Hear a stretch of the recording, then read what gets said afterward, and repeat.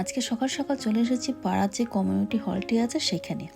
আজকে এখানে থানাবাতা ওমাৎসুরি আছে, সেখানেই রূপসাদের ক্যারেটের ইভেন্ট হচ্ছে।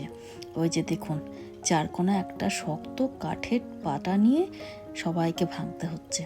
রূপসা দুবারে পেরেছে, ভালোই মোটা, কিন্তু এটা ওকে ও স্মৃতি উদ্দেশ্যে দেয়া হয়েছে এক টুকরো। এখানে সারা সপ্তাহ ধরে সারা বছর বিভিন্ন রকম জিনিস শেখানো হয়, তারই ছোটোখাটো একটা এক্সিবিশন বলতে পারেন আজকে হচ্ছে। সঙ্গে থানাবাতা ওমাৎসুরিও পালন করা হচ্ছে।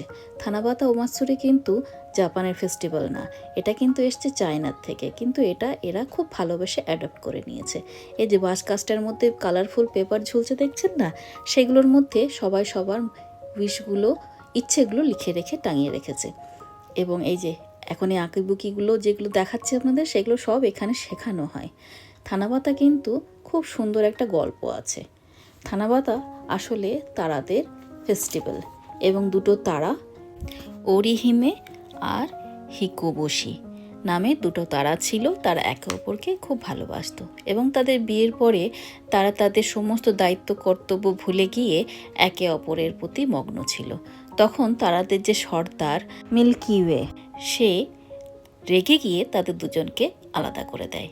কিন্তু তাদের কষ্ট দেখে তার খুব মায়া হয়।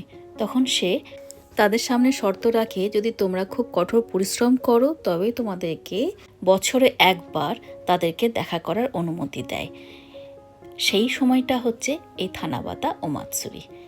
আর সেই প্রেমিক প্রেমিকার কাছে নিজেদের ইচ্ছেগুলো পৌঁছে দেওয়ার জন্য রঙিন কাগজে লিখে বাঁশডালে ঝুলিয়ে রাখে সবাই, মনের একটা আশা নিয়ে।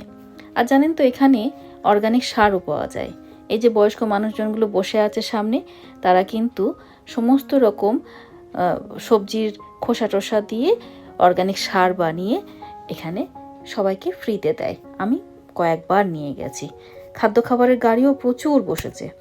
তো আজকের আমার এই ভিডিওটা আপনাদের কেমন লাগলো অবশ্যই জানাতে ভুলবেন না। ভালো থাকবেন।